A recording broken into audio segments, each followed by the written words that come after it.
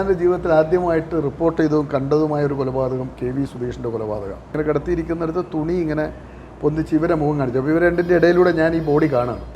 ഓരോ കുണ്ടിൽ വീഴും രക്തം ഇങ്ങനെ തെറിച്ച് റോഡിലേക്ക് ഒഴുകുന്നത് ഈ ബാക്കിലെ സീറ്റിലിരിക്കുന്ന ദീപേഷ് കാണുന്നു. ഈ ടീം CPM-ൻ്റെ ഉന്നതരായ നേതാക്കളെ മുഴുവൻ തേടിപ്പോയി. പിണറായി ഉൾപ്പെടെയുള്ള ആളുകളുടെ വീടുകളിലെല്ലാം പോയി, ആരെയും കിട്ടിയില്ല. ഫസ്റ്റ് എഡീഷനിലെ വാർത്ത എങ്ങനെയാണെന്ന് വെച്ച് കഴിഞ്ഞാൽ ജയേഷ് മാഷ് കൊല്ലപ്പെട്ടു, അക്രമികൾ ക്ലാസ് മുറിയിൽ കയറി വെട്ടിക്കൊന്നു. അപ്പോൾ ഈ കമന്നിങ്ങനെ ബോഡി കിടക്കുന്നു, കുടൽമാലയെല്ലാം പുറത്ത് കിടക്കുന്നു. അപ്പം തന്നെ ഞാൻ പോയി തിരിച്ച് മാറ്റി വാർത്ത കൊടുക്കുകയാണ്.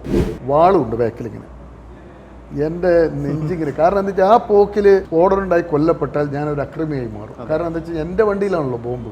ഇവരെ എനിക്കതിനകത്തൊരു സങ്കടം തോന്നിയത്, ഇങ്ങനെ ആൾ നിൽക്കുന്നു എന്ന് എനിക്ക് CIനോട് പറയാം, അല്ലെങ്കിൽ അവരോട് അദ്ദേഹത്തിന് പറഞ്ഞേൽപ്പിക്കുക ഇന്ന ഒരാൾ വരുമെന്ന്. അതൊന്നും അദ്ദേഹം ചെയ്തില്ല. അതെന്നിൽ ഇപ്പോഴും ഒരു സംശയത്തിൻ്റെ, കാരണം ആ CIക്കെതിരെ ഒരു ആക്ഷൻ വന്നായിരുന്നു തലശ്ശേരിയിൽ. അതിനകത്ത് കൊല്ലപ്പെട്ട ആൾ എൻ്റെ അയൽവാസിയാണ്, ഒരു സംഘപരിവാർ സംഘടനയുടെ ജില്ലാതല നേതാവായിരുന്നു. ആ കൊല്ലപ്പെട്ടതിന് ശേഷം ആ ബസ്സിൽ ഉള്ള ഒരു തൊണ്ടി മുതലാണ് ഈ താലിമല. ഞാനവിടെ ഇരിക്കുമ്പോഴാണ് ഈ ചർച്ച നടക്കുന്നതും. അത് രാഷ്ട്രീയവിയിൽ ഓൾ കേരള വാർത്ത വന്നു, പിണറായി ജലീൽ ചർച്ച. P ജയരാജൻ ആക്രമിക്കപ്പെട്ട് അന്ന് അവിടെ ഞാനും ഫോട്ടോഗ്രാഫറും ചില വാഷ് ബേസിൻ്റെ അടിയിൽ ഒരു പീസ് ഇറച്ചി കഷ്ണം കിടക്കുന്നു. ആത്മധൈര്യം കൊണ്ട് മാത്രം രക്ഷപ്പെട്ട ഒരു മനുഷ്യനായിരുന്നു. ഒരു ശരാശരി മനുഷ്യൻ ആ അക്രമത്തിൽ നിന്ന് രക്ഷപ്പെടാൻ കഴിയില്ല.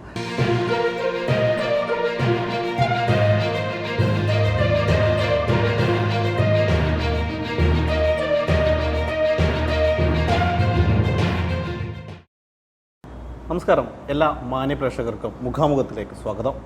ഇന്നത്തെ നമ്മുടെ അതിഥി നവാസ് മേത്തർ, തലശ്ശേരിയുടെ സ്വന്തം മുത്ത്. ഒരു മാധ്യമപ്രവർത്തകനാണ്, കണ്ണൂർ വിഷൻ ചാനലിലെ നേർരേഖ അവതരിപ്പിക്കുന്ന അവതാരകനാണ്. അതുപോലെ തന്നെ ഇപ്പോൾ അതിലുപരി അദ്ദേഹം ഒരു പുസ്തകം എഴുതിയിട്ടുണ്ട്, ആ താലിമാല തേടി ആരും വന്നില്ല എന്ന്. ആ പുസ്തകം വായിച്ച അനുഭവവും അതുപോലെ തന്നെ തലശ്ശേരിയെക്കുറിച്ചുള്ള അനുഭവങ്ങളൊക്കെ പങ്കുവെക്കാനാണ് ഇന്ന് നമ്മളോടൊപ്പം ചേരുന്നത്. നമസ്കാരം. അപ്പോൾ ആ പുസ്തകം വായിച്ച അനുഭവത്തിൽ തന്നെ തുടങ്ങാം. ആദ്യമേ ചോദിക്കുന്നത്, ആ താലിമാല തേടി ആരെങ്കിലും വന്നോ ഇപ്പോൾ? ആ താലിമാല തേടി ആരെങ്കിലും വരും. കാരണം ഈ പുസ്തകം ഇറങ്ങിയതിന് ശേഷം എനിക്ക് വന്ന 2-3 കോളുകളുണ്ട്. അന്ന് ആ ബസ്സിലുള്ള യാത്രക്കാരായ 1-2 പേര്, അവരൊക്കെ ഇന്നിപ്പോൾ ഒരു 60-70 വയസ്സ് 65 വയസ്സൊക്കെ ആയിട്ടുണ്ട്. അവർക്ക് ഒരു 65 വയസ്സുള്ള ഒരാൾ മറ്റൊരാളോട് പറഞ്ഞിട്ട് എന്നെ ബന്ധപ്പെട്ടിരുന്നു. വേറൊരു 57-60 വയസ്സുള്ള ഒരാളൊക്കെ ബന്ധപ്പെട്ടു. ആ ബസ്സിലുണ്ടായിരുന്ന യാത്രക്കാർ, അവർ അന്ന് ആ ബസ്സിൽ നിന്ന് ഇറങ്ങി ഓടിയതിന് ശേഷം പിന്നെ ആ സംഭവം ഓർക്കാൻ പോലും അവർ ഇഷ്ടപ്പെടുന്നില്ല. അപ്പോൾ ആ ബസ്സിൽ ഒരു പ്രദേശത്തെ ജനങ്ങളാണ് കൂടുതലുണ്ടായിരുന്നത്. ആ പ്രദേശം ഞാൻ പറയുന്നില്ല. ആ പ്രദേശത്തുള്ള ഏതെങ്കിലും ഒരു സ്ത്രീയുടേതായിരിക്കും ആ താലിമാല. ഇന്നല്ലെങ്കിൽ നാളെ അവരെത്തും ആ താലിമാല തേടി. കാരണം അവർക്ക് അത്രയും പ്രിയപ്പെട്ടതാണല്ലോ താലിമാല എന്ന് പറഞ്ഞാൽ. നമ്മുടെ ജീവിതത്തിൽ ഒരു സ്ത്രീയെ സംബന്ധിച്ചിടത്തോളം അത്രയും ഇമ്പോർട്ടൻ്റ് ആയ ഒരു അത്രയേറെ അവർ ഇഷ്ടപ്പെടുന്ന ഒന്നാണ് താലിമാല. അതുകൊണ്ട് തന്നെ അവർ വരും എന്ന് തന്നെയാണ് വിശ്വസിക്കുന്നത്. ആ പുസ്തകത്തിലൊരു അധ്യായമാണ് ആ താലിമാല തേടി ആരും വന്നില്ല. ഇങ്ങനെ ഒരു പുസ്തകത്തിന് പേര് തന്നെ ഇടാനുള്ള കാരണം എന്താ? പേര് തന്നെ ഇടാൻ കാരണം എന്ന് പറഞ്ഞാൽ, അതിനകത്ത് കൊല്ലപ്പെട്ട ആൾ എൻ്റെ അയൽവാസിയാണ്. അയാൾ ഈ കൊല്ലപ്പെടുന്നതിന് മുമ്പ് സ്ഥിരമായിട്ട് എൻ്റെ ഓഫീസിൽ ഒരു സംഘടനയുടെ, ഒരു സംഘപരിവാർ സംഘടനയുടെ ജില്ലാതല നേതാവായിരുന്നു, ബോംബെ ആസ്ഥാനമായിട്ടുള്ള. അപ്പോൾ സ്ഥിരമായിട്ട് റിലീസായിട്ട് എൻ്റെ ഓഫീസിൽ വരുന്ന ഒരാളാണ്. അപ്പോൾ അയാൾ ഒരു ദിവസം, അന്ന് ഞാൻ ഇരുചക്ര വാഹനത്തിൽ ചേതക്ക് സ്കൂട്ടറിലാണ് സഞ്ചരിക്കുക. അപ്പോൾ ഒരു ദിവസം ബസ്സിൽ അയാൾ തൂങ്ങി ഇങ്ങനെ യാത്ര ചെയ്ത് വരുന്നത് ഞാൻ കണ്ടിരുന്നു. അന്ന് വൈകുന്നേരം ഇയാൾ അന്നോ അതിൻ്റെ പിറ്റേന്നോ ഇയാൾ ഒരു റിലീസുമായിട്ട് ഓഫീസിൽ വന്നപ്പോൾ ഞാൻ അയാളോട് ചോദിച്ചു, നീ എന്ത് ധൈര്യത്തിലാണ് നീ ഇങ്ങനെ ബസ്സിൻ്റെ സ്റ്റെയർ കേസിൽ നിന്നിട്ട് ഇങ്ങനെ യാത്ര ചെയ്യുന്നത്? കാരണം കമ്മ്യൂണിസ്റ്റ് പ്രസ്ഥാനത്തിൻ്റെ കരുത്തനായ ഒരു നേതാവിനെ വെടിവെച്ച് കൊല്ലാൻ ശ്രമിച്ച കേസിലെ പ്രതിയാണ് ഇയാൾ. അപ്പോൾ നീ കൊല്ലപ്പെടാൻ സാധ്യതയില്ല, എന്ത് ധൈര്യത്തിലാണ് നീ വരുന്നത്? അപ്പോൾ ഇല്ല നവാസ് ഭായി, ഞാനതെല്ലാം അവരോടെല്ലാം പോയി മാപ്പ് പറഞ്ഞു, പ്രശ്നമെല്ലാം തീർന്നു എന്ന് പറഞ്ഞതാണ്. പക്ഷേ അതിനുശേഷമാണ് അദ്ദേഹം കൂത്തുപറമ്പ് നഗരത്തിൽ വെച്ച് കൊല്ലപ്പെടുന്നത്. ആ കൊല്ലപ്പെട്ടതിന് ശേഷം ആ ബസ്സിൽ ഉള്ള ഒരു തൊണ്ടി മുതലാണ് ഈ താലിമാല. അപ്പോൾ ആ കാലത്ത് ഞങ്ങൾ സ്ഥിരമായിട്ട് ഈ വാർത്ത എഴുതും, ആ താലിമാലയ്ക്ക് ഇതുവരെ ആൾ വന്നില്ല എന്നുള്ളത്. അപ്പോൾ അതുകൊണ്ട് ആ ഹെഡിങ് കിട്ടുമെന്നേ ഉള്ളൂ. പിന്നെ എൻ്റെ പ്രിൻ്റർ ആൻഡ് പബ്ലിഷർ കൈരളി ബുക്സിൻ്റെ MD ഞങ്ങൾ കുറേ ഹെഡിങ് എഴുതിയായിരുന്നു. ആദ്യം ഒരു കണ്ണൂരിൻ്റെ ഒരു രാഷ്ട്രീയ ചിത്രം വെച്ചിട്ടാണ്. പക്ഷേ ഈ MD ആണ് അശോകൻ എന്ന് പറയുന്ന ഞങ്ങൾ MD ആണ് ഈ പേര് നന്നാകും എന്ന് നിർദ്ദേശിക്കുകയും ഞങ്ങൾ ആ പേരിടുകയും ചെയ്തു. പക്ഷേ ഈ പുസ്തകത്തിൽ നമുക്ക് വായിക്കുമ്പോൾ മനസ്സിലാകുന്നത് രാഷ്ട്രീയ സംഘർഷങ്ങൾ മാത്രമല്ല, ഒരുപടി നവാസ് മേത്തർ എന്ന ഒരു വ്യക്തി ഇപ്പോൾ ഈ നിലയിലെത്തിയ ആ ഒരു രംഗങ്ങൾ മൊത്തമുണ്ട്. ഇപ്പോൾ ഓർത്തെടുക്കുമ്പോൾ തന്നെ ആ അനുഭവങ്ങളൊക്കെ ഞാൻ വായിച്ചപ്പോൾ എനിക്ക് തോന്നുന്നത് ഇങ്ങനെയൊക്കെയുള്ള ആളാണല്ലോ ഇവിടെ ഇരിക്കുന്നത് എന്നാണ്. അപ്പോൾ തീർത്തും എങ്ങനെയാണ് ഈ ഒരു പത്രപ്രവർത്തന രംഗത്തേക്ക് വരാനുണ്ടായത്? ഒരു പത്രക്കെട്ട് ചുമക്കലാണ് ആദ്യത്തെ പണി. അത് കഴിഞ്ഞ് പത്രവിതരണക്കാർ, അത് കഴിഞ്ഞ് പത്ര ഓഫീസിലെ ഓഫീസ് ബോയ്, അത് കഴിഞ്ഞ് ഈ പത്ര ഓഫീസിലെ ഓഫീസ് ബോയ് ആയിരിക്കുമ്പോൾ ആണ് ഈ പത്രപ്രവർത്തനത്തിൻ്റെ ബാലപാഠത്തിലേക്ക് കിടക്കുന്നത്. അത് അടുത്ത പുസ്തകത്തിൽ കൂടുതൽ ഞാൻ പറയുന്നുണ്ട്. കണ്ണൂരിൽ നിന്നിറങ്ങുന്ന ലുക്ക് എന്ന് പറയുന്ന ഒരു സായാഹ്ന പത്രം ഉണ്ടായിരുന്നു. അതിൻ്റെ റിപ്പോർട്ടറായിട്ട് അന്നേരം എടുക്കുന്ന പണിന്ന് ജില്ലാ ആശുപത്രി, ഫയർ സ്റ്റേഷൻ, പോലീസ് സ്റ്റേഷൻ, ഈ 3 സ്ഥലത്തുനിന്ന് വാർത്ത എടുക്കുക, അത്യാവശ്യം പത്രസമ്മേളനത്തിന് പോയി. ഈ പണി മാത്രമേ ഉണ്ടായിരുന്നുള്ളൂ. ആ കാലഘട്ടത്തിലാണ് ജോൺ ബ്രിട്ടാസ് MP ദേശാഭിമാനിയുടെ കണ്ണൂർ ബ്യൂറോ ചീഫാണ്. DP ജോസ് എന്ന് പറയുന്ന ആൾ ദീപികയുടെ കണ്ണൂർ റിപ്പോർട്ടറാണ്. ഇവരുടെയൊക്കെ ഒരു തണലിലാണ് ആ കാലത്ത് ഞാൻ ഈ പത്രപ്രവർത്തകർക്ക് പിച്ച വെക്കുന്നത്.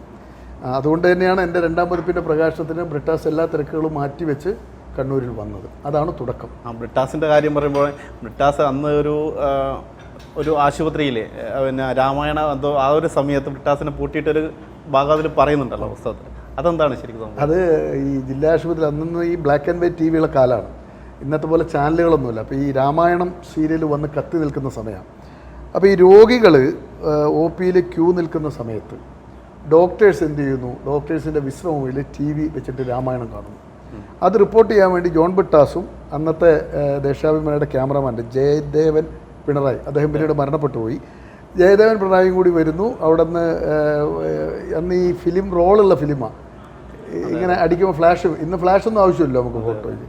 ഈ ഫ്ലാഷ് അടിക്കുമ്പോൾ ഡോക്ടർമാർ കണ്ടു, ഓടിച്ചിട്ട് ജയദേവനെ പിടിച്ചു, ബ്രിട്ടാസിനെ പിടിച്ചു. ഈ ബ്രിട്ടാസിനെ ജയദേവനെ പിടിക്കുമ്പോൾ തന്നെ ബ്രിട്ടാസ് എന്ത് ചെയ്തു? ജയദേവനെ വളരെ സാഹസപ്പെട്ട് അവിടെ നിന്ന് രക്ഷിച്ചു. കാരണം എന്താ വെച്ചാൽ ഈ ഫിലിം ഇല്ലെങ്കിൽ എവിഡൻസ് മുഴുവൻ നഷ്ടം. ഫിലിം പുറത്തെടുത്താൽ അത് തീർന്നു. ഇന്നത്തെ പോലെ വേറെ സംവിധാനമൊന്നുമില്ല. അപ്പോൾ ജയദേവൻ അവിടെ നിന്ന് രക്ഷപ്പെട്ടു, ബ്രിട്ടാസിനെ ഇവർ പൂട്ടിയിട്ടു.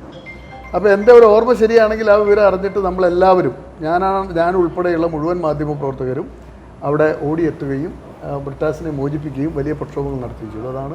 അത് കഴിഞ്ഞ് എനിക്ക് തോന്നുന്ന വലിയ താമസമില്ലാതെ തന്നെ ബ്രിട്ടാസിനെ ഡൽഹി ബ്യൂറോ ചീഫായിട്ട് നിയമിക്കുകയും അദ്ദേഹത്തിന് ഞങ്ങൾ യാത്രയയപ്പ് നൽകി ഡൽഹിയിലേക്ക് അയക്കുകയും ചെയ്തു. പിന്നെയാണ് അദ്ദേഹം കൈരളി ചാനലിൻ്റെ MD ആകുന്നതും പിന്നെ രാജ്യസഭ അംഗമാകുന്നതും ഒക്കെ അതിനുശേഷം. അതുപോലെ തന്നെയാണ് ഇപ്പോൾ വീണ്ടും തിരിച്ച് രാഷ്ട്രീയ രംഗത്തേക്ക് വരുമ്പോൾ, രാഷ്ട്രീയ ഒരു സംഘർഷ കാലഘട്ടം ഏകദേശം ഒരു 35 വർഷമായി. ആ ഒരു കാലഘട്ടത്തിൽ ഇവിടെ പത്രപ്രവർത്തനം നടത്തിയപ്പോഴുള്ള അനുഭവങ്ങളൊക്കെ പുസ്തകത്തിൽ പറയുന്നുണ്ട്. എന്നാലും നമുക്ക് എടുത്തു പറയത്തക്ക സംഘർഷങ്ങളുണ്ട്.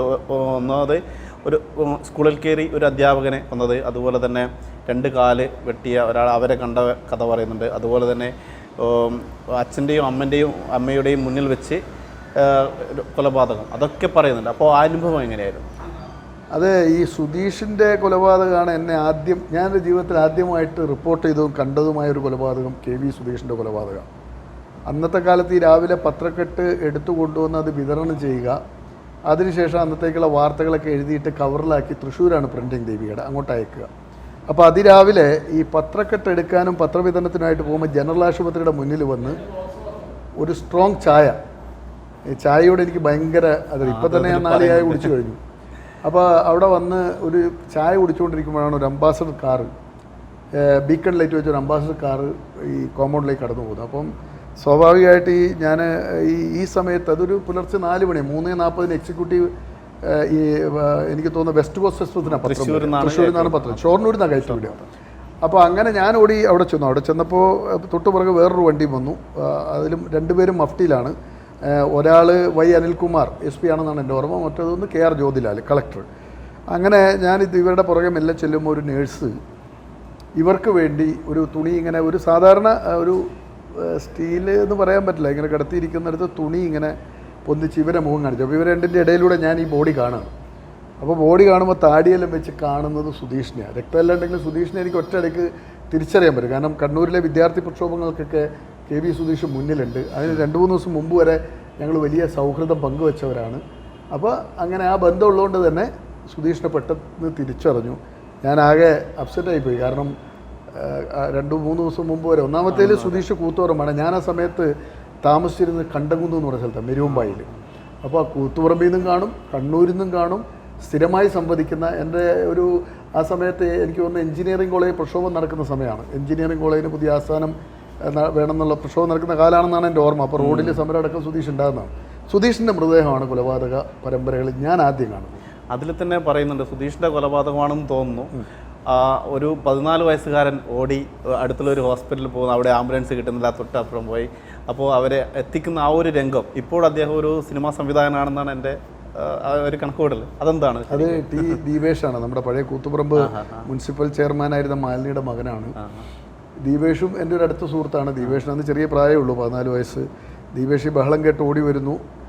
ദീപേഷും അമ്മയും അച്ഛനും എല്ലാം ഓടി വരുന്നുണ്ട്. വന്ന് നോക്കുമ്പോൾ ഇങ്ങനെ വെട്ടി നുറുക്കുന്ന ഒരു കാഴ്ചയാണ് കാണുന്നത്. അത് കഴിഞ്ഞ് അവർ മരണം ഉറപ്പാക്കി പോയതിന് ശേഷം ഇവർ ഉള്ളിൽ കയറുന്നത്. ഉള്ളിൽ കയറിയപ്പോൾ ഇങ്ങനെ വെട്ടി നുറുക്കിയിട്ടിരിക്കുക. അപ്പോൾ ദീപേഷിൻ്റെ അന്നത്തെ കൊച്ചുബുദ്ധിയിൽ അവൻ നേരെ ഹോസ്പിറ്റലിൽ ചെന്നു, ആംബുലൻസ് അന്വേഷിച്ചു. അപ്പോൾ ആംബുലൻസ് അവിടെ ഉണ്ട്, ഡ്രൈവറില്ല. ഇത് ദീപേഷിനോട് പങ്കുവെച്ച കഥയാണ്, ഞാൻ നേരിട്ട് കണ്ട കാര്യങ്ങളല്ല. അപ്പോൾ അങ്ങനെ നേരെ മൂപ്പർ എന്ത് ചെയ്തു എന്ന് വെച്ച് കഴിഞ്ഞാൽ, ആംബുലൻസ് ഡ്രൈവർ താമസിക്കുന്ന സ്ഥലത്ത് പോകുന്ന ഡ്രൈവറെ വിളിക്കുന്നു. ഡ്രൈവറെ വിളിച്ചോട് കഴിഞ്ഞൊരു ആൾ അപകടത്തിൽപ്പെട്ടിട്ടുണ്ട്, ഒന്ന് ഹോസ്പിറ്റലിൽ കൊണ്ടുപോകണം എന്ന് പറഞ്ഞാൽ, വെട്ടി കൊന്നു എന്നൊക്കെ പറഞ്ഞാൽ വന്നില്ലെങ്കിലോ എന്നുള്ളൊരു ഇതുകൊണ്ടാണ്. അങ്ങനെ അദ്ദേഹം പോയി, ആംബുലൻസ് ഡ്രൈവർ വന്നു. ഈ ദീപേഷും അയൽവാസിയായ ഒരാളും കൂടിയിട്ട് ഈ മൃതദേഹം മുഴുവൻ, അന്ന് ഈ പറയുന്ന പോലെ വലിയ വാതിലുകളുള്ള വീടല്ല, കൊച്ചു വീടാണ് കെ വി സുധീഷിൻ്റെ, ഓട് മേഞ്ഞ കൊച്ചു വീടാണ്. അപ്പോൾ ഈ വീടിനൊക്കെ അന്നത്തെ കാലത്ത് ഈ പഴയ കർട്ടൻ എന്തെങ്കിലും തുണി ഇങ്ങനെ അടിച്ചിട്ടിടുക ചെയ്യും ഓരോ വീടിനും. അപ്പോൾ ആ കർട്ടൻ ഇങ്ങനെ പറിച്ചെടുത്തിട്ട് ഇത് മുഴുവൻ കൂരി അതിനകത്തിട്ടു. ഇത് പൊന്തിക്കുന്നതിനിടയിൽ ഈ അയൽവാസി ബോധം കെട്ടു വീണു. പിന്നെ ഈ പറയുന്ന ഡ്രൈവർ, ആംബുലൻസ് ഡ്രൈവർ വന്ന് അവർ രണ്ടുപേരും കൂടി വാരി വലിച്ച് ഈ ആംബുലൻസിൻ്റെ ബാക്കിൽ ഇത് വിട്ടിട്ട് ദീപേഷ് ഇങ്ങനെ പോകും. അപ്പം നമുക്കറിയാം സമീപകാലത്താണ് നമ്മുടെ ഈ റോഡുകളൊക്കെ നന്നായത്. അതുവരെ ഇരിട്ടി കൂത്തുപറമ്പ് റോഡ് അല്ലെങ്കിൽ തലശ്ശേരി റോഡ് എന്നൊക്കെ പറഞ്ഞ് വലിയ ഭീമൻ കുഴികളുള്ള റോഡാണ്. ഓരോ കുണ്ടിൽ വീഴും രക്തം ഇങ്ങനെ തെറിച്ച് റോഡിലേക്ക് ഒഴുകുന്നത് ഈ ബാക്കിലെ സീറ്റിലിരിക്കുന്ന ദീപേഷ് കാണുന്നുണ്ട്. അങ്ങനെ ദീപേഷാണ് ആ മൃതദേഹം ജനറൽ ആശുപത്രിയിൽ എത്തിക്കുന്നതും. പിന്നെ കോടിയേരിയിലെ അവൻ പാർട്ടി ഓഫീസിൽ CPM-ൻ്റെ ഏരിയ കമ്മിറ്റി ഓഫീസിൽ അന്ന് പോയിട്ട് ബെല്ലടിച്ചിട്ട് ആദ്യമൊന്നും ആരും തുറന്നില്ല. ദൂരം പോയി പറയണമല്ലോ, സംഘർഷകാലം ഒറ്റയടിക്ക് തുറക്കില്ല, എല്ലാം നിരീക്ഷിച്ചതിന് ശേഷം തുറക്കുള്ളൂ. അങ്ങനെ തുറന്നു. അങ്ങനെ ലീഡേഴ്സ് എല്ലാം വരുന്നതും കോടിയേരിയുടെ കാറിൽ ഇവനെ ദീപേഷിനെ വീട്ടിലേക്ക് അയക്കുന്നത്. ദീപേഷ് പങ്കുവച്ച കഥകൾ ഞാൻ എൻ്റെ എഴുത്തിനൊപ്പം ചേർത്തതാണ്. അതുപോലെ തന്നെയാണ് ഇപ്പോൾ 2 കാലും പറ്റിയ ഒരു രാഷ്ട്രീയ നേതാവ്, ഇപ്പോൾ അദ്ദേഹം രാജ്യസഭ MP, അദ്ദേഹത്തെ കുറിച്ചും ഇത് പറയുന്നുണ്ടല്ലോ. അല്ല, അദ്ദേഹത്തിന് വെട്ടുകൊണ്ട് ഒരു 2 ദിവസം കഴിഞ്ഞിട്ടാണ് സുധീഷ് കൊല്ലപ്പെടുന്നത്. അപ്പോൾ അദ്ദേഹത്തിന് വെട്ടുകൊണ്ട വാർത്ത നമ്മൾ കൊടുത്തിട്ടുണ്ട്. അദ്ദേഹത്തിൻ്റെ പേര് സദാനന്ദൻ മാസ്റ്റർ എന്നാണ്. അപ്പോൾ അദ്ദേഹത്തെ കൗണ്ടറാണ് ഈ കൊലപാതകം. അപ്പം അന്ന് ഞങ്ങളൊക്കെ കേട്ടൊരു ഒരു കഥ എന്താണെന്ന് വെച്ച് കഴിഞ്ഞാൽ, ഈ ടീം CPM-ൻ്റെ ഉന്നതരായ നേതാക്കളെ മുഴുവൻ തേടിപ്പോയി. പിണറായി ഉൾപ്പെടെയുള്ള ആളുകളുടെ വീടുകളിലെല്ലാം പോയി, ആരെയും കിട്ടിയില്ല. അപ്പോൾ വീടുകളിൽ കയറിയുള്ള കൊലപാതകമൊന്നും ആ കാലത്തില്ല. ആരെയും കിട്ടാത്തപ്പോൾ പാവം സുധീഷിനെ പിടി. സുധീഷ് എന്ന് പറഞ്ഞു കഴിഞ്ഞാൽ വിദ്യാർത്ഥി നേതാക്കളൊന്നും ആരും അന്ന് അങ്ങനെയൊന്നും ചെയ്യില്ല. മാത്രമല്ല വീട്ടിൽ കയറി ആളെ കൊല്ലുന്ന പരിപാടിയൊന്നും അന്ന് ഉണ്ടായിരുന്നില്ല. അതാണ് വീട്ടിൽ കയറിയുള്ള ആദ്യത്തെ കൊലപാതകം. വീടിനുള്ളിൽ കയറി മാതാപിതാക്കളുടെ മുന്നിൽ വെച്ച് നടന്ന ആദ്യ കൊലപാതകം അതാണെന്നാണ് എൻ്റെ ഒരു അറിവ്. ഇനി ഇതിനു മുമ്പ് നടന്നിട്ടുണ്ടോ എന്ന് എനിക്കറിയില്ല. എൻ്റെ ഒരു ജീവിതത്തിൽ ഞാൻ അറിയുന്ന കൊലപാതകം അതാണ്. അതിനുശേഷം ഒത്തിരി വീട്ടിൽ കയറി കൊന്നിട്ടുണ്ട്. അത് പിന്നെ വീട്ടിൽ കയറി കൊല്ലൊക്കെ സ്ഥിരമായി മാറി. പിന്നെ അതുപോലെ തന്നെയാണ് സ്കൂളിൽ കയറിയിട്ട് ഒരു അധ്യാപകനെ, അതും ആ പുസ്തകത്തിൽ പറയുന്നുണ്ട്. അത് എൻ്റെ ഈ സംഘപരിവാറിൻ്റെ ആശയങ്ങളോട് നമുക്ക് യോജിപ്പില്ലെങ്കിൽ എൻ്റെ നേതാക്കളെല്ലാം എൻ്റെ സുഹൃത്തുക്കളാണ്. ഒരു മാധ്യമപ്രവർത്തനം എന്നുള്ളതിലൊക്കെ അവരെ കേട്ട് KT ജയകൃഷ്ണൻ എന്ന് പറഞ്ഞ അധ്യാപകൻ എൻ്റെ വളരെ അടുത്ത സുഹൃത്താണ്. എൻ്റെ ഭാര്യ സഹോദരൻ്റെ വിവാഹത്തിന് വളരെ സജീവമായി വന്ന് പങ്കെടുത്ത ഒരാളാണ്.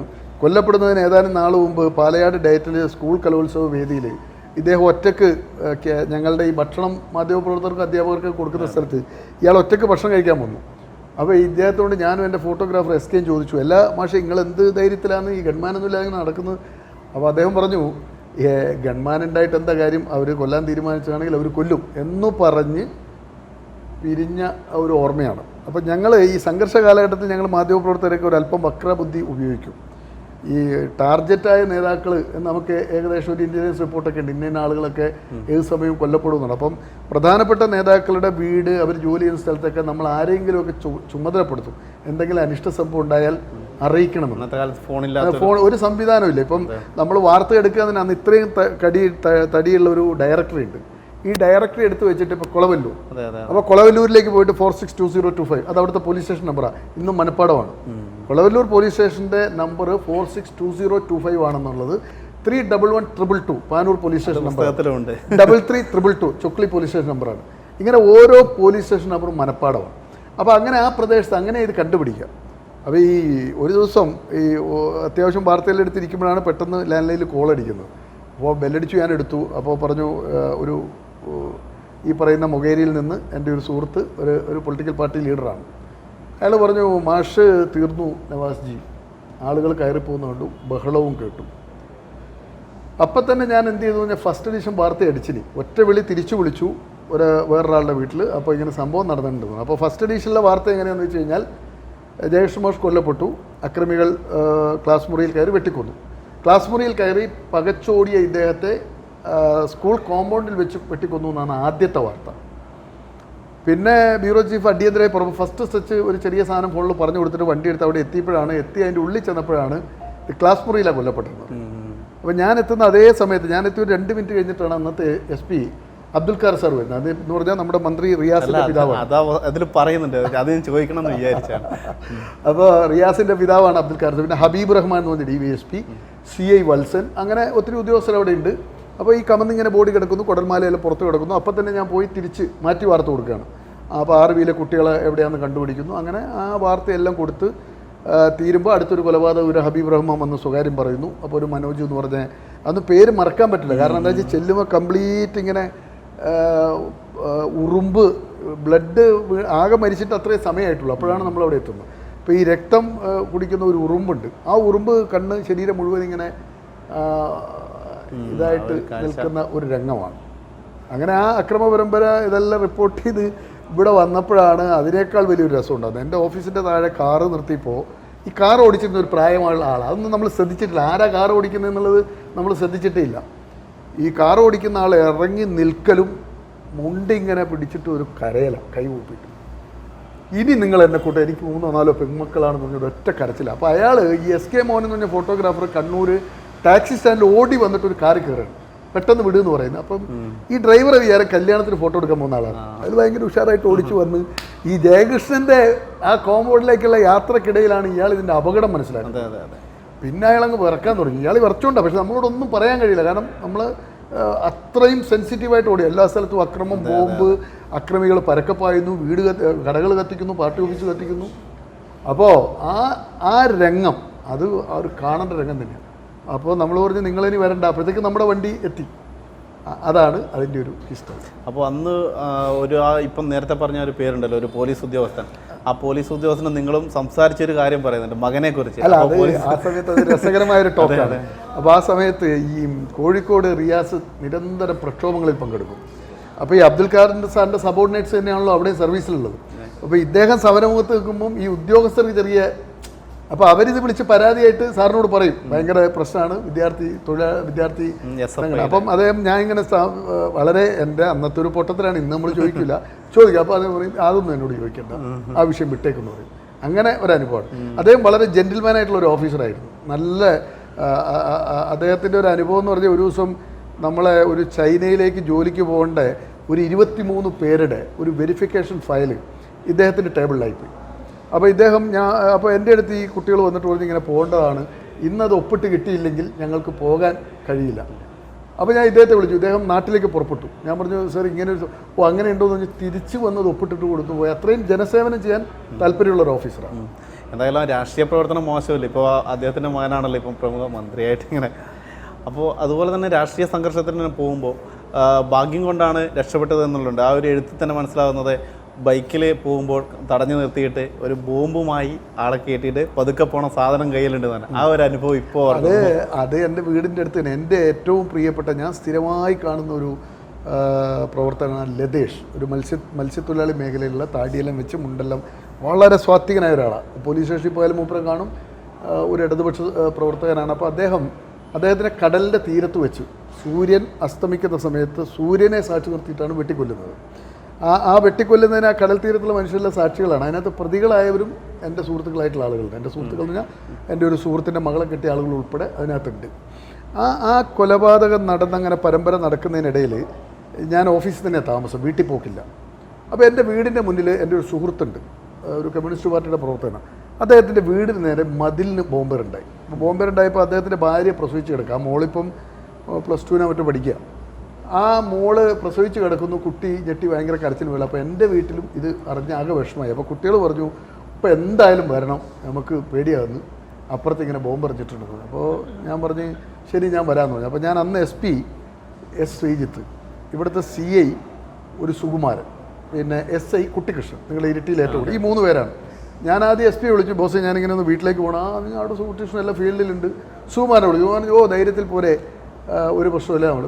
പിന്നെ കുട്ടികൃഷ്ണനെ വിളിക്കാൻ നിന്നില്ല, ഞാനിങ്ങനെ എൻ്റെ സ്കൂട്ടർ. അപ്പോൾ ഈ പറഞ്ഞ പോലെ റോഡിൻ്റെ അവസ്ഥ വളരെ മോശമാണ്. അപ്പോൾ ഈ സ്കൂട്ടർ എടുത്ത് ഇങ്ങനെ മെല്ലെ മെല്ലെ പോകാൻ പറ്റും. ഇത് കുടുങ്ങി നല്ല സ്പീഡിലൊന്നും പോകാൻ പറ്റില്ല നമുക്ക്. അവിടെ ചക്കത്ത് മുക്ക് എന്ന് പറഞ്ഞ സ്ഥലത്ത് വന്നപ്പം അവിടെ ഒരു ടൈൽസിൻ്റെ ഗ്രാനൈറ്റ് വെക്കുന്ന ഷോപ്പിൽ നിന്ന് ഒരു 5-6 ആൾ ഇങ്ങനെ തുള്ളി എൻ്റെ മുന്നിലേക്ക് ചെയ്തു. എന്നെ തടഞ്ഞു, വാള് കഴുത്തിന് വെച്ചു. ഞാൻ ഏകദേശം തീരാറായ ഒരവസ്ഥയിൽ ഇങ്ങനെ നിൽക്കുകയാണ്. എന്തോ ഭാഗ്യത്തിന് തൊട്ടപ്പുറത്ത് വേറൊരു ഒരു പീടിയുണ്ട്. ആ പീടിയയുടെ സൈഡിൽ നിന്ന് ഒരു 3 പേരുന്നാണ്. അതിനകത്ത് ഒരു കൗൺസിലർ ഉണ്ടായിരുന്നു. അപ്പം ഞാൻ ഇദ്ദേഹത്തെ ഇങ്ങനെ കണ്ടു, ഇദ്ദേഹം എന്നെയും കണ്ടു. ഞാൻ പറഞ്ഞ എല്ലാ പേര് ഞാൻ പറയുന്നില്ല, പേര് വിളിച്ചിട്ട് ചോദിച്ചാൽ എന്താ, ഓ നിങ്ങളായിരുന്നോ, വിട്ടേ എന്ന് പറഞ്ഞാൽ എല്ലാവരും മാറിയുന്നു. ഞാൻ പറഞ്ഞ എല്ലപ്പോൾ വേറെ എന്തുണ്ട്, ഒന്നുമില്ല, ഇപ്പോൾ നിങ്ങൾ പോട് വേറെ ആളെ നോക്കിയെന്ന് പറഞ്ഞ് അങ്ങനെ ഞാൻ സ്കൂട്ടർ ഇങ്ങനെ സ്റ്റാർട്ടാക്കുമ്പോൾ ഇദ്ദേഹം പറഞ്ഞു ഒരാളെ ഒന്നപ്പുറത്തേക്ക് നിങ്ങൾ പുന്നൂരിലേക്കല്ലേ പോകുന്നു. ഞാൻ പറഞ്ഞു ആയിക്കോട്ടെ കയറി പോകുന്നു. ഞാനിങ്ങനെ സ്കൂട്ടർ സ്റ്റാർട്ടാക്കി. ഇപ്പോഴും ഞാൻ അദ്ദേഹത്തെ കാണലുണ്ട്, ഈ ബാക്കിൽ കയറിയിരുന്ന ആൾ. അദ്ദേഹം യാത്രക്കിടയിൽ എന്നോട് ഈ കുണ്ടാണല്ലോ, അപ്പോൾ കുണ്ടിൽ ഇങ്ങനെ അന്നേരത്തെ ഈ ബേജാറിൽ ഒരു കുണ്ടിൽ ചാടി എന്നെ തടഞ്ഞു നിർത്തി. എന്തായാലും ജീവൻ പോകുന്നിടത്തു നിന്നാണല്ലോ ഞാൻ രക്ഷപ്പെടുന്നത്. അങ്ങനെ തടഞ്ഞു നിർത്തിയെടുത്തു നിന്ന് ഞാനിങ്ങനെ ആദ്യത്തെ കുണ്ടി ചാടി കയറുമ്പോൾ അദ്ദേഹം നിങ്ങൾ കുണ്ടിൽ വണ്ടി ഇടരുത്, സാധനം കഴിഞ്ഞു. ഞാൻ ചെല്ലിഷ്ട എന്താ. അപ്പോൾ എനിക്ക് ഈ സാധനം ഞാൻ അയാളെ കയ്യിൽ ബോംബുണ്ട്, സ്റ്റീൽ ബോംബുണ്ട്, വാളുണ്ട് ബാക്കിലിങ്ങനെ. എൻ്റെ നെഞ്ചിങ്ങനെ, കാരണം എന്താ വെച്ചാൽ ആ പോക്കിൽ സ്ഫോടനമുണ്ടായി കൊല്ലപ്പെട്ടാൽ ഞാനൊരു അക്രമിയായി മാറും. കാരണം എന്താ വെച്ചാൽ എൻ്റെ വണ്ടിയിലാണല്ലോ ബോംബ്. ഞാൻ കൊല്ലപ്പെട്ട എൻ്റെ കുടുംബം ഒരു അക്രമിയുടെ ബോംബ് കൊണ്ട് നടക്കുന്ന ഒരാളുടെ മക്കളായിട്ട് അത് എനിക്ക് ഭയങ്കര വിഷമമുണ്ടായി. ഞാൻ ആ പുന്നൂൽ ഗേറ്റിൻ്റെ അടുത്ത് അദ്ദേഹത്തെ ഇറക്കി വിട്ടു. ഞാൻ നേരെ വീട്ടിലേക്ക് ചെന്ന അവിടെ എന്നെ SP വിളിച്ചു. ആദ്യം CIനെ വിളിച്ചു.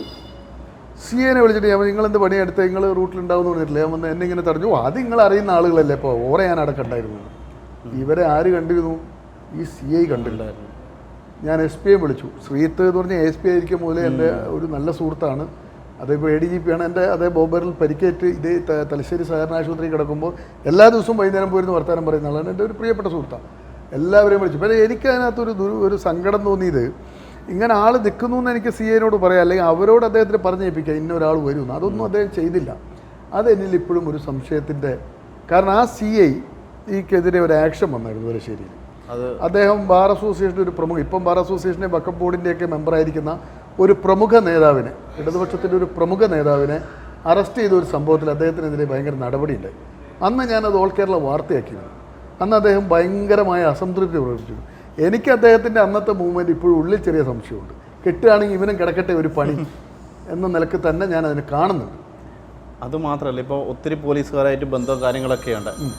പോലീസിന് അനുകൂലമായ വാർത്തകൾ നിരവധി കൊടുത്തിട്ടുണ്ട് ആ കാലഘട്ടത്തിലും കാര്യങ്ങൾ. പക്ഷേ അതിലെതിരായി കൊടുത്തൊരു സംഭവം ഉണ്ടല്ലോ, മദ്യം കടത്തുന്നത്, അതുപോലെ തന്നെ ഒരു കോഴിക്കാലിന് വേണ്ടി പരക്കം. ആ ഒരു വാർത്തയായപ്പോൾ ആ സ്റ്റേഷനിൽ പോയ അനുഭവങ്ങൾ കൃത്യമായ പുസ്തകത്തിൽ എഴുതിയിട്ടുണ്ട്. അതൊരു ദിവസം ഞാൻ ഈ പറഞ്ഞതുപോലെ അന്നൊക്കെ എന്ന് പറഞ്ഞു കഴിഞ്ഞാൽ നടന്ന് വാർത്ത ശേഖരിക്കണം. ഇന്നത്തേക്ക് പോലെ ഹൈടെക് സംവിധാനമൊന്നുമില്ല.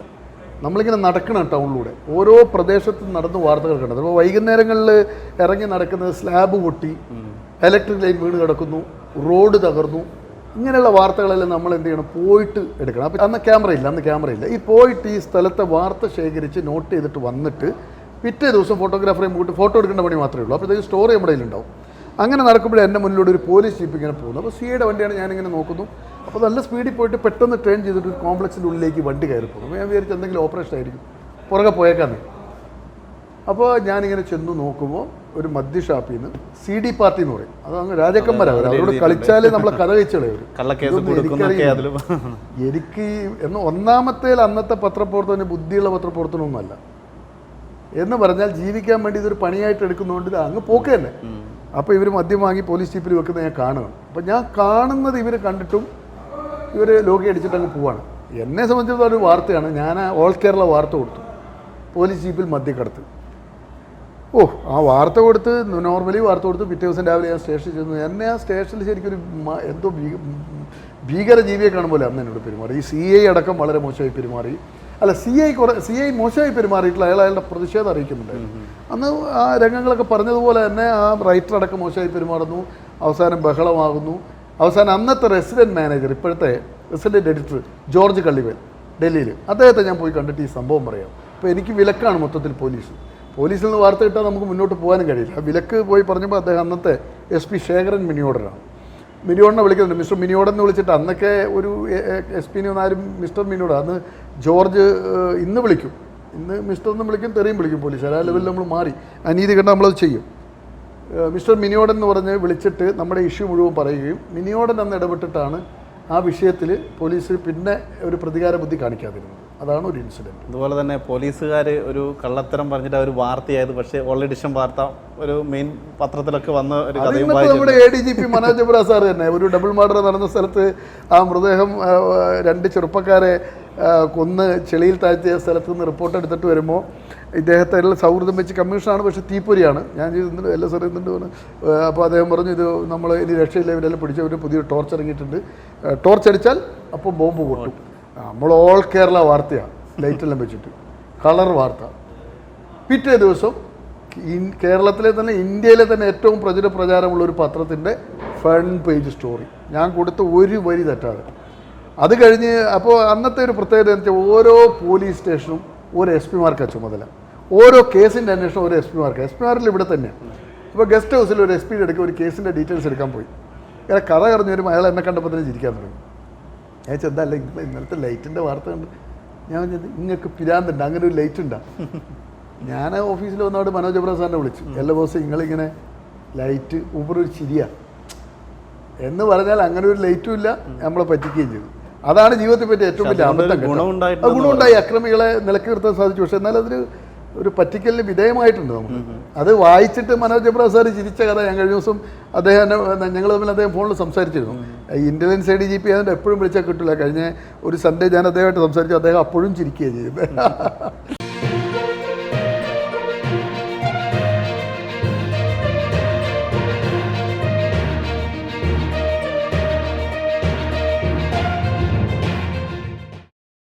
അതുപോലെ തന്നെ ആ ദീപികയുടെ ആ സമയത്ത്, ദീപികയിൽ അന്ന് നവാസ് മേത്തർ ഒരു മെലിഞ്ഞ പയ്യനാണെന്ന പുസ്തകം വായിച്ചപ്പോൾ നമുക്ക് മനസ്സിലായി. അപ്പോൾ ഒരാളെ അടിച്ച കഥ പറയുന്നത്. അപ്പോൾ ആ പുള്ളി പുസ്തകം വായിച്ചിട്ട് വിളിച്ചായിരുന്നു എങ്ങനെയാണ്? ആ പുള്ളി വിളിച്ചില്ല, പക്ഷേ അദ്ദേഹത്തെ തിരിച്ചറിഞ്ഞ കുറേ ആളുകൾ വിളിച്ചു. എനിക്ക് അയാളോട് സങ്കടമുണ്ട്. അടി കൊടുക്കേണ്ടി വരുന്നത്. എന്നെക്കുറിച്ചൊക്കെ എപ്പോഴും വലിയ കഥകൾ പ്രചരിക്കാറുണ്ട്. ഇപ്പം പല ഓൺലൈനുകളും നമ്മളെക്കുറിച്ച് ഇപ്പം ഗൂഗിളിൽ അടിച്ചാൽ തന്നെ വളരെ മോശമായ, അത് മനുഷ്യർ എന്തുകൊണ്ടാണ് അങ്ങനെ ചെയ്യുന്നതെന്ന് എനിക്കറിയില്ല. ഇദ്ദേഹവും അങ്ങനെ പരദൂഷണമൊക്കെ പറഞ്ഞ് നടക്കുന്ന ആളെ സഹി കെട്ടിട്ട് ഇന്നാണ് നമ്മളാരും അടിക്കൊന്നുമില്ല, കൂട്ടിക്കൊണ്ടുപോയി ഒരൊറ്റയടി അടിച്ചിട്ടുള്ളൂ. അത് വളരെ സ്വകാര്യമായിട്ട് അടിച്ചത്.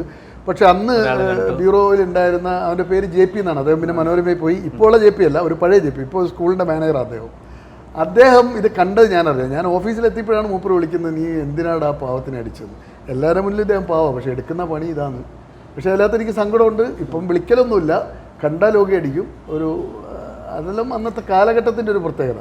അതുപോലെ തന്നെ ഇപ്പോൾ അതിലൊരു വലിയൊരു സംഭവം, അതായത് കേരളത്തെ തന്നെ ഒരു പിടിച്ചുകുലുക്കിയ എന്ന് പറയുമ്പോൾ ഒരു രാഷ്ട്രീയ ചർച്ച ഒളിഞ്ഞിരുന്ന് കേട്ടതായി ആ പുസ്തകത്തിലുണ്ട്. അത് തലശ്ശേരിയിൽ പിലാക്കണ്ടി മുഹമ്മദ് അലി എന്ന് പറഞ്ഞു. അതിനകത്ത് പിലാക്കണ്ടി മുഹമ്മദ് അലി, ലിബർട്ടി ഉഷറെല്ലാം വരുന്നുണ്ട്. ഈ പിലാക്കണ്ടി മുഹമ്മദ് അലി എന്ന് പറഞ്ഞു കഴിഞ്ഞാൽ ഞാനുമായിട്ട് ഭയങ്കര ആത്മബന്ധം ഉണ്ടായിരുന്ന ഒരാളാണ്. അദ്ദേഹത്തിൻ്റെ വീട്ടിൽ മുസ്ലിം ലീഗ് ആയിരിക്കുമ്പോൾ പോലും പിണറായി വിജയനും കോടിയേരിയെല്ലാം വരും. അദ്ദേഹത്തിൻ്റെ വീട്ടിലെ പ്രത്യേകത എന്താണെന്ന് വെച്ച് കഴിഞ്ഞാൽ, അദ്ദേഹം ലീഗായിരിക്കുമ്പോൾ പച്ച കളറിലുള്ള വിഭവങ്ങളുണ്ട്. അദ്ദേഹം പൊട്ടങ്കണ്ടി അബ്ദുള്ള എന്ന് പറയുന്ന മുസ്ലിം ലീഗിലെ ഒരു പ്രമുഖ നേതാവായിട്ട് ഒന്ന് ഏറ്റുമുട്ടേണ്ട ഒരു വിഷയമാണ്. ആ ഏറ്റുമുട്ടലിനെ തുടർന്ന് അദ്ദേഹത്തിന് ലീഗിൽ നിന്നും പുറത്തു പോകേണ്ടി വന്നതിന് ശേഷം പിന്നെ അവിടെ വെക്കുന്ന ബിരിയാണിയിലും അൽസയിലൊക്കെ റെഡ് കളറിലുള്ള റെഡ് കളർ, ബിരിയാണിയിലെ ചുവപ്പ്. അപ്പോൾ പിണറായിയും കോടിയേരിയെല്ലാം വരുന്ന ഏത് സ്വകാര്യ സൽക്കാരങ്ങളുണ്ടെങ്കിലും എന്നെ അവിടെ വിളിക്കും. അപ്പോൾ ഒരു ആത്മബന്ധമാണ്. മാത്രമല്ല വാർത്തകൾ അദ്ദേഹത്തിൻ്റെ വരികളിൽ നിന്ന് നമ്മൾ മനസ്സിലാക്കണം. അദ്ദേഹം ഡയറക്റ്റ് ഒരു കാര്യം പറഞ്ഞു തരില്ല. അപ്പോൾ അദ്ദേഹം ഒരു ദിവസം രാവിലെ വിളിച്ചിട്ട് പറയും, നാളെ രാവിലെ 10 മണിക്ക് പറ്റുമെങ്കിൽ കാണണം എന്ന് പറയും. നമ്മളവിടെ എത്തിക്കണം, അന്നൊരു വാർത്ത ഉണ്ടാവും. അതുപോലെ തന്നെയാണ് ഒരു ദിവസം എന്നോട് പറയുന്നത്, നാളെ നിങ്ങൾ തിരക്കില്ലെങ്കിൽ വരണം. വന്നു അദ്ദേഹം പറഞ്ഞു, അതിൻ്റെ ഉള്ളിൽ കയറി അടിക്കുന്നു. തൊട്ടിപ്പുറത്തെ ഡ്രൈവർ താമസിക്കുന്നുണ്ട്. ഞാൻ അതിൻ്റെ ഉള്ളിൽ കയറി ഇടുന്നു. അവിടെ അന്ന് ഞാൻ ചെയിൻ സ്മോക്കറാണ്. വിൽസിൻ്റെ ഒരു പാക്കറ്റും ചായയും ഫ്ലാസ്കും, എനിക്കിത് രണ്ടും വേണമെന്ന് അദ്ദേഹത്തിന് അറിയാം. ഞാനവിടെ ഇരിക്കുമ്പോഴാണ് ഈ ചർച്ച നടക്കുന്നതും. അത് രാഷ്ട്രീയവേദിയിൽ ഓൾ കേരള വാർത്ത വന്നു.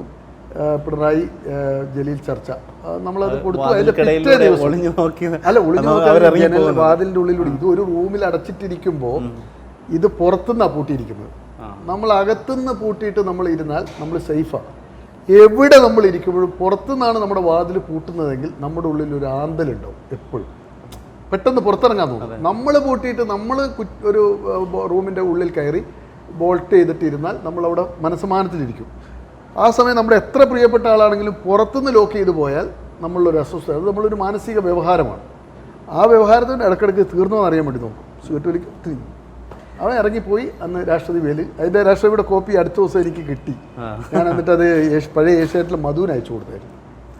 അതുപോലെ തന്നെയാണ് പുന്നോൽ സമരത്തെക്കുറിച്ച് പറയുന്നുണ്ട്, ഒരു കുട്ടിയുടെ കഥ. അതൊരു വളരെ വായിക്കുമ്പോൾ തന്നെ ഒരു പുന്നോൽ പെട്ടിപ്പാലം എന്ന് പറഞ്ഞാൽ കേരളം കണ്ടതിൽ വെച്ച് ഏറ്റവും വലിയ പ്രക്ഷോഭം. എന്താ കാര്യം എന്ന് വെച്ച് കഴിഞ്ഞാൽ നിങ്ങൾ തലശ്ശേരി കോഴിക്കോട് ഭാഗത്തുനിന്ന് വരുമ്പോൾ തലശ്ശേരി എത്തി നിന്ന് അങ്ങനെ അറിയാമെന്ന് വെച്ച് കഴിഞ്ഞാൽ മാഹി കഴിഞ്ഞ് പുന്നോൽ പെട്ടിപ്പാലത്ത് ഭയങ്കര ദുർഗന്ധമായിരിക്കും. അറവ് മാലിന്യം ഉൾപ്പെടെ കൊണ്ടുവന്ന് ഡംപ് ചെയ്യുന്നൊരു സ്ഥലം. അവിടെ ഇങ്ങനെ പ്രക്ഷോഭം നിരന്തരമായിട്ട് നടക്കും. എല്ലാ പ്രക്ഷോഭകാലത്തും രാഷ്ട്രീയക്കാർ പറയും, ബന്ധപ്പെടും, മധ്യസ്ഥം പറയും, പരിഹരിക്കാൻ പറയും. അങ്ങനെ ഒടുവിൽ അവസാനം നടന്നൊരു പ്രക്ഷോഭമാണ്. ഡെയിലി പോലീസ് ആക്ഷനാണ്. പോലീസ് പ്രതികളെ ആളുകളെ സമരക്കാരെ പിടിച്ചുകൊണ്ട് പോകുന്നു, റിമാൻഡ് ചെയ്യുന്നു, അങ്ങനെ വലിയ അവിടുത്തെ മുനിസിപ്പാലിറ്റിയുടെ വാഹനങ്ങൾ കത്തിക്കുന്നു.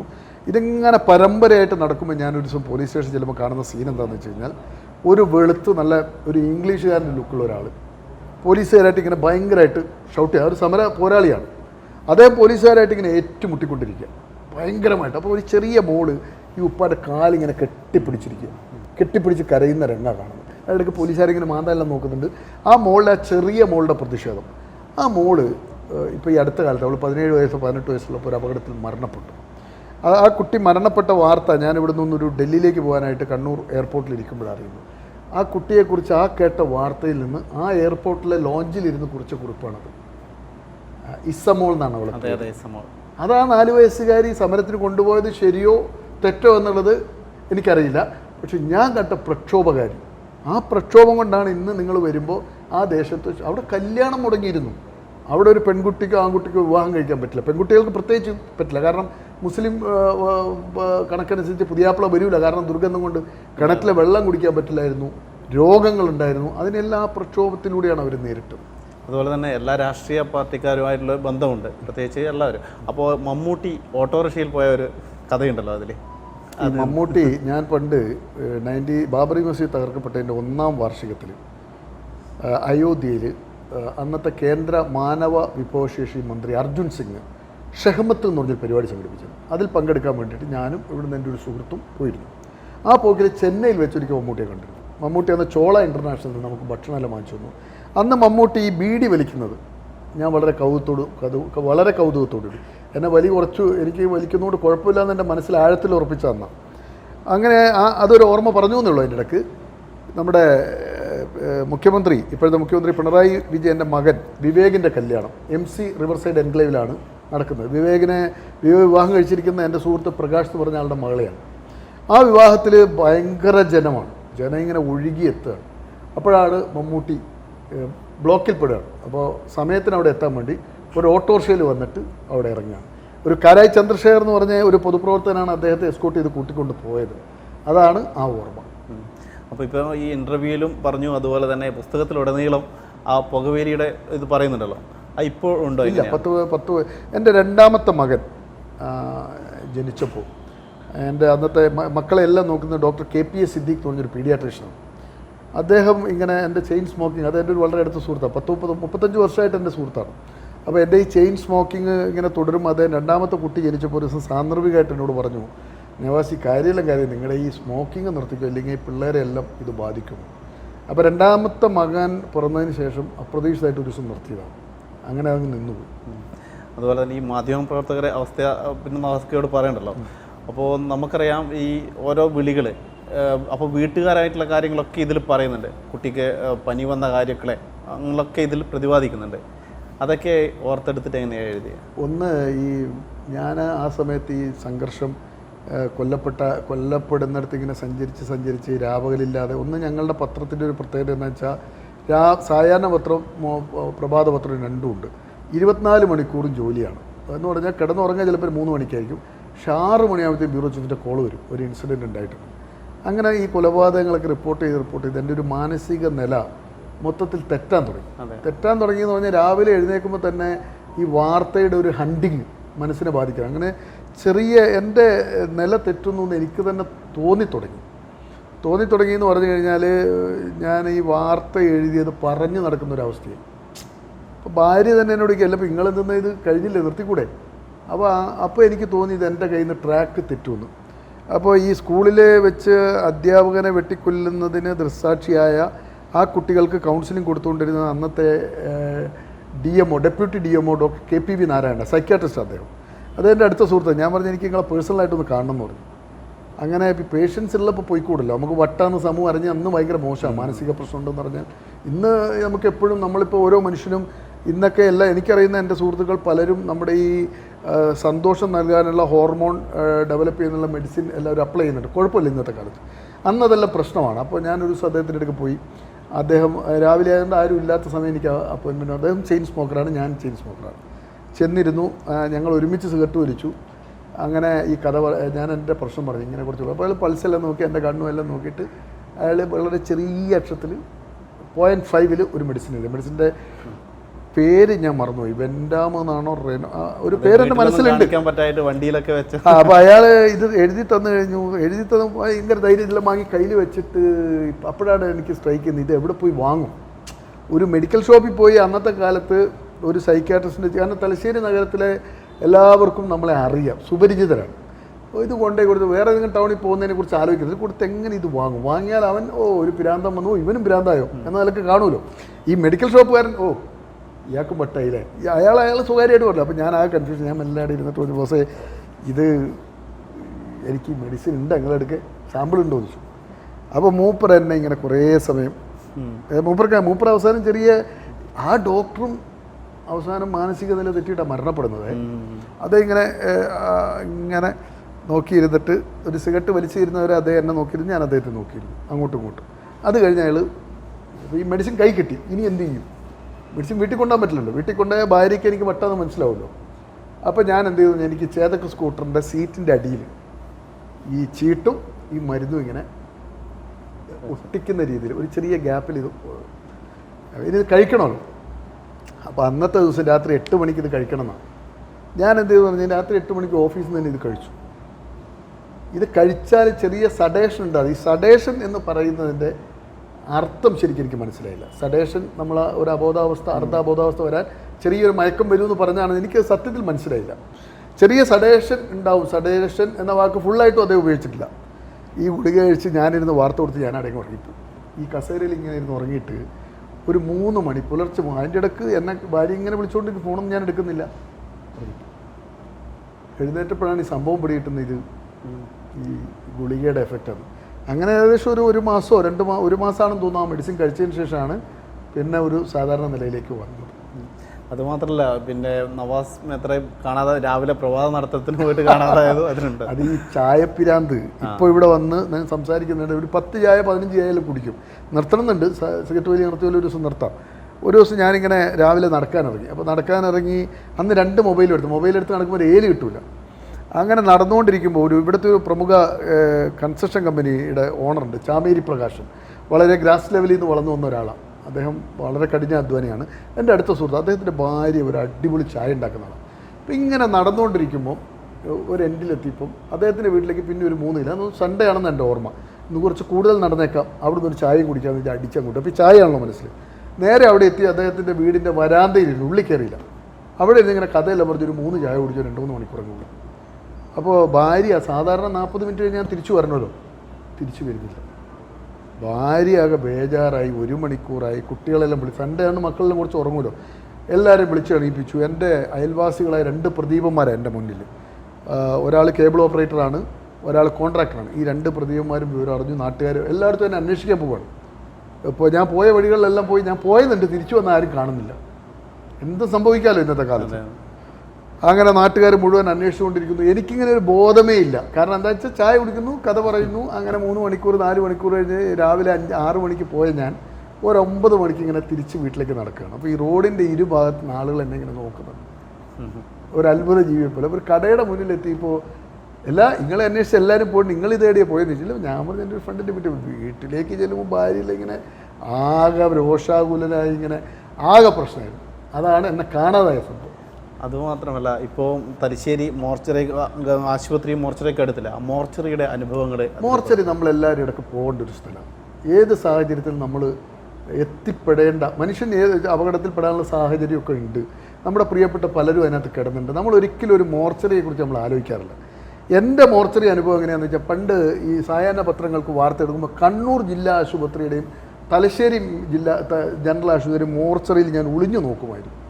ഒളിഞ്ഞു നോക്കാൻ വാതിൽ പൊട്ടിയിട്ടുണ്ടാവും, വാതിലോ ജനലോ എവിടെയെങ്കിലും പൊട്ടിയിട്ടുണ്ടാവും, അതിലൂടെ ഇങ്ങനെ നോക്കും. എന്തിനാണെന്ന് വെച്ചാൽ ആദ്യം നമ്മളിപ്പം ആശുപത്രിയിൽ എത്തിക്കഴിഞ്ഞാൽ അന്നത്തെ പത്രപ്രവർത്തന രീതി എന്ന് പറഞ്ഞു കഴിഞ്ഞാൽ അതിരാവിലെ 8 മണിക്ക് ആദ്യം നമ്മൾ പോവുക ജനറൽ ആശുപത്രിയിലാണ്. അവിടെ ചെന്നിട്ട് അവിടെ ജനറൽ ആശുപത്രിയിൽ ഒരു രജിസ്റ്ററുണ്ട്. ആ രജിസ്റ്ററിൽ MLC എന്ന് എഴുതിയിട്ട് കോളം, ഇപ്പോൾ രോഗികളുടെ പേര് എഴുതിയിട്ടുണ്ട്. ആ പേര് വായിച്ചാൽ MLC എന്ന് എഴുതിയിട്ടുണ്ട്, അടിപിടിയാണ്. RT എന്ന് പറഞ്ഞാൽ ആക്സിഡൻ്റാണ്. അപ്പോൾ നമ്മൾ ആ പേഷ്യൻറ്റിനെ അഡ്മിറ്റ് ചെയ്തത് ഏത് വാർഡിലാണെന്ന് നോക്കും. RT ആണെങ്കിൽ ആ പേഷ്യൻ്റെ അടുത്ത് പോകണം, MLC ആണെങ്കിൽ ആ പേഷ്യൻ്റെ അടുത്ത് പോകണം. ഈ പേഷ്യൻറ്റിന് എവിടെ വെച്ചാണ് അപകടം നടന്ന് അടി കിട്ടിയ ആ വാർത്ത മുഴുവൻ ശേഖരിക്കണം. അതിനുശേഷം നമ്മൾ ആത്മഹത്യാ ശ്രമം നടത്തി വന്ന ആളുകളുണ്ട്. അന്ന് നമ്മൾ ആത്മഹത്യാ ശ്രമം നടത്തിയ വാർത്ത കൊടുക്കും, ഇന്ന് കൊടുക്കില്ല. അന്ന് നമ്മൾ കൊടുക്കും, യുവാവ് ആത്മഹത്യ ശ്രമിച്ചു ഗുരുതരാവസ്ഥയിൽ, യുവതി ആത്മഹത്യ ശ്രമിച്ചു, ഭർത്തൃപീഡനം, അന്ന് വാർത്ത കൊടുക്കും. ഇന്ന് അങ്ങനെ കൊടുക്കില്ല. അത് കഴിഞ്ഞാൽ പിന്നെ നമ്മൾ പോയി എങ്ങോട്ടാണെന്നറിയാം, നേരെ മോർച്ചറിയിലേക്ക്. അപ്പോൾ മോർച്ചറി പോയിട്ട് ഇങ്ങനെ ഒളിഞ്ഞു നോക്കും. ബോഡി വല്ലത് കിടക്കുന്നുണ്ടെങ്കിൽ മോർച്ചറി രജിസ്റ്റർ ഉണ്ട്, അത് പരിശോധിക്കും. അത് പരിശോധിക്കുമ്പം അതെങ്ങനെ ആരെ അഡ്രസ്സ് കിട്ടും. അപ്പോൾ അയാൾ എങ്ങനെ ട്രെയിൻ തട്ടി മരിച്ചതാണോ, തൂങ്ങി മരിച്ചതാണോ, വെള്ളത്തിൽ പോയി മരിച്ചതാണോ എന്ന് മനസ്സിലാവും. അപ്പോൾ അതിന് ശേഷം അത് അന്വേഷിച്ച് കണ്ടുപിടിക്കണം. ഇപ്പോൾ വെള്ളത്തിൽ വീണ് മരിച്ചാണെങ്കിൽ നേരെ ഫയർ സ്റ്റേഷനിൽ, അല്ലെങ്കിൽ ഫയർ സ്റ്റേഷനിൽ പോകും. ഫയർ സ്റ്റേഷനിൽ പോയി വെള്ളത്തിൽ വീണ് മരിച്ച് നിങ്ങൾ ബോഡി എടുത്തുകൊണ്ട് ആ ഡീറ്റെയിൽസിൽ എടുക്കണം. അങ്ങനെ ഈ മോർച്ചറിയിൽ പോയിക്കൊണ്ടിരുന്ന കുറേ അനുഭവങ്ങൾ. മോർച്ചറിയിൽ ചെറിയ കുഞ്ഞുങ്ങൾ, അമ്മമാർ, സുന്ദരികളായ യുവതികൾ എന്ന് വേണ്ട എല്ലാവരും ഈ മോർച്ചറിയിൽ വരും. ഈ മോർച്ചറിയിലെ ഈ സിമൻറ്റ് തറയിൽ എത്ര വലിയ ആളായാലും വിറങ്ങലിച്ചിങ്ങനെ കിടക്കും. ഇന്നാണ് എല്ലായിടത്തും ഫ്രീസർ, അന്ന് ഫ്രീസർ ഇല്ല. ബോഡി ചിലപ്പോൾ ഒരെണ്ണം നിലത്തുണ്ടാവും, 2-3 നിലത്തുണ്ടാവും, മുകളിലുണ്ടാവും, എല്ലാം ഇങ്ങനെ കിടത്തിയിട്ടുണ്ടാവും. ഈ മോർച്ചറിയിൽ നമ്മളിനി എത്ര വലിയ കോടീശ്വരനാണെന്ന് പറഞ്ഞിട്ട് കാര്യമില്ല. ഇതിനകത്ത് പോയാൽ നമ്മൾ എന്ത് ചെയ്യണം? തറയിൽ കിടക്കണം. ഇപ്പം ഫ്രീസറായി, ഫ്രീസറിൽ കിടക്കാം. പക്ഷേ ഈ തറയിൽ കിടക്കുന്ന ഒരു രംഗമുണ്ടല്ലോ, ചിലത് ട്രെയിനെല്ലാം തട്ടിയാൽ വാരിക്കൂട്ടി ഇങ്ങനെ എടുത്ത് കൊടുത്തിട്ടുണ്ടാവും, കയ്യും കാലും എല്ലാം വാരിക്കൂട്ടി. ആത്മഹത്യ ചെയ്തതിലെ കേസിലൊക്കെ ഒരാഴ്ച കഴിഞ്ഞ് ബോഡി കിട്ടുമ്പോൾ ഇത് അളിഞ്ഞിട്ട് ബോഡി കംപ്ലീറ്റ് അസ്ഥികൂടം പോലെയായി വന്നിട്ടുണ്ട്, ചീർത്തതുണ്ട്, പുഴുവരിച്ചതുണ്ട്. അങ്ങനെ എന്തെല്ലാം രീതിയിൽ. പിന്നെ രാഷ്ട്രീയ കൊലപാതകത്തിൽ കൊല്ലപ്പെട്ട് വരുന്നവരിങ്ങനെ തറച്ചിട്ട് വരുന്നവരല്ലേ. കൊലപാതകം എന്ന് പറഞ്ഞാൽ ഒരാളെ ഒറ്റക്കൊത്തിന് കൊല്ലലല്ലോ, 32-42 കൊത്തല്ലേ ഓരോ മനുഷ്യനും കിട്ടുന്നത്. ഇതിനെ വാരിക്കൊണ്ടുവന്നതിനകത്തിട്ടുണ്ടാവും. പിന്നെ വിലാപയാത്രകൾ, തലശ്ശേരി ജനറൽ ആശുപത്രിയുടെ മോർച്ചറിയിൽ നിന്ന് ആരംഭിച്ച അത്രയും വിലാപയാത്രകൾ കേരളത്തിൽ ഏതെങ്കിലും മോർച്ചറിയിൽ നിന്ന് ആരംഭിച്ചിട്ടുണ്ടാവും. ആ തിരുവോണ ദിവസത്തിൻ്റെ അതുകൂടി പുസ്തകത്തിൽ പറയുന്നുണ്ടല്ലോ. പി ജയരാജൻ വേറെ ആരാ? ജയരാജൻ്റെ വീട് അന്ന് മടത്തിക്കുന്ന് ഇവിടെയാണ്, കിഴക്കേ കതിരൂരാണ്. ഇപ്പോൾ അദ്ദേഹം താമസിക്കുന്ന പാട്യത്താണ്. കിഴക്കേ കതിരൂരിലെ വീട്ടിൽ വെച്ചാണ് അദ്ദേഹം കൊല്ലും. ആ വീട്ടിൽ പലതവണ നമ്മൾ പോയിട്ടുണ്ട്. അവിടെ മടത്തിൽ കുന്നുമ്മൽ സുരേന്ദ്രൻ എന്ന് പറയുന്ന ആളെ അദ്ദേഹത്തിൻ്റെ അയൽവാസി കൊല്ലപ്പെട്ടപ്പോൾ ഞാൻ അവിടെ എത്തി ഫോട്ടോ തരിക. അപ്പോൾ പി ജയരാജൻ ആക്രമിക്കപ്പെട്ട് അന്ന് അവിടെ ഞാൻ ഫോട്ടോഗ്രാഫറും ചെല്ലും. വാഷ് ബേസിൻ്റെ അടിയിൽ ഒരു പീസ് ഇറച്ചി കഷ്ണം കിടക്കുന്നു. അന്നൊരു ദേവരായ എന്ന് പറഞ്ഞ CIO SIO മറ്റോ ആണ് പാനൂർ. ഞങ്ങളാണ് അദ്ദേഹത്തെ വിളിച്ചിട്ട് ഒരു പീസ് അവിടെ കിടക്കുന്നുണ്ട് എന്ന് പറയുന്നത്. അദ്ദേഹത്തിനെ വെട്ടി കൈ വേറെയായി ഇപ്പോൾ കൈ എടുത്തിട്ട് കൊണ്ടുവരിക. ഈ തലശ്ശേരി സഹകരണ ആശുപത്രിയുടെ കോമ്പൗണ്ടിൽ നിന്ന് അദ്ദേഹത്തെ കൊണ്ടുപോകുമ്പോൾ ഈ നാരായണൻ ഉൾപ്പെടെ ഞങ്ങളെല്ലാവരും കൂടെ ഉണ്ട്. ആത്മധൈര്യം കൊണ്ട് മാത്രം രക്ഷപ്പെട്ട ഒരു മനുഷ്യനായിരുന്നു. ഒരു ശരാശരി മനുഷ്യന് ആ അക്രമത്തിൽ നിന്ന് രക്ഷപ്പെടാൻ കഴിയില്ല. മരണം ഉറപ്പാക്കിയിട്ടാണല്ലോ അക്രമികളന്ന് പോയത്. അന്ന് 5 മണിക്കൂർ കൊണ്ടാണ്, അന്ന് ഈ നമ്മുടെ ദേശീയപാത മുഴുവൻ തകർന്നു കിടക്കുന്നൊരു കാലമാണ്. 5 മണിക്കൂർ കൊണ്ടാണ് ഈ പി ജയരാജനെ കൊണ്ടുള്ള ആംബുലൻസ് കൊച്ചി സ്പെഷ്യാലിറ്റി ഹോസ്പിറ്റലിൽ എത്തുന്നത്. റോഡ് മുഴുവൻ ബ്ലോക്ക് ചെയ്ത് വഴി ക്ലിയർ ആക്കിയിട്ട് അന്നത്തെ സംവിധാനം ഉപയോഗിച്ച് അവിടെ എത്തിച്ചുകൊണ്ട് മാത്രം ജീവിച്ചിരിക്കുന്ന മനുഷ്യനാണ്. അത് ഇപ്പോഴും അദ്ദേഹത്തോട് സംസാരിക്കുമ്പോൾ ഞാനിങ്ങനെ ആലോചിക്കും, എങ്ങനെ ഇപ്പോഴും ഒരു കൈ ഉപയോഗിച്ച് അദ്ദേഹത്തിനൊന്നും കഴിക്കാനൊന്നും പറ്റില്ല. അതേ പക്ഷേ അദ്ദേഹത്തിൻ്റെ കൂടെ എത്രയോ വേദികളിൽ ഞങ്ങൾ ഭക്ഷണം, എൻ്റെ മകൻ്റെ വിവാഹത്തിന് വന്നിട്ട് അദ്ദേഹവും ഭാര്യ യമനയും വന്നിരുന്നു. അപ്പോഴും ഭക്ഷണം കഴിക്കുമ്പോൾ അദ്ദേഹം കഴിക്കുന്നത് കാണുമ്പോൾ ഞാനിങ്ങനെ നോക്കിയിരുന്നു. അദ്ദേഹത്തിൻ്റെ അടുത്ത് ഞാൻ ഇരുന്നു. അത് ആ മനുഷ്യൻ അങ്ങനെ ഉണ്ടായൊരു മനുഷ്യൻ. അതുപോലെ തന്നെ കോടതിയുടെ അനുഭവങ്ങൾ ഒരുപാട് പറഞ്ഞിട്ടുണ്ട്. ഒരുപാട് ജഡ്ജിമാർ, വക്കീലമാരൊക്കെ പരിചയമുണ്ട്. ആ ഒരു കോടതിയുടെ അനുഭവം എങ്ങനെയാണ്? കോടതി നമുക്ക് ജീവിതത്തിൽ തരുന്ന ഒരു അനുഭവം എന്ന് പറഞ്ഞാൽ ഒരു മനുഷ്യനെ അവൻ്റെ ഒരു ജീവിതത്തിൽ ഒരുത്ത കോടതി കയറി ഇറങ്ങിയാലുള്ള അവസ്ഥ ഭീകരമാണ്. മജിസ്ട്രേറ്റുമാർ കോടതി വരാന്തകളിലെ വാർത്ത ശേഖരിക്കൽ. ഇപ്പം ഒരു കേസിൽ 10 പേരെയാണോ മുഴുവൻ ആളുകൾക്കും ജീവപര്യന്തം, ഈ കൊലപാതക കേസിൽ വധശിക്ഷ വിധിക്കപ്പെട്ടാൽ ആ ജഡ്ജി വധശിക്ഷ വിധിച്ചു കഴിഞ്ഞ ഉടൻ ഈ പേന കുത്തി ഒടിക്കും.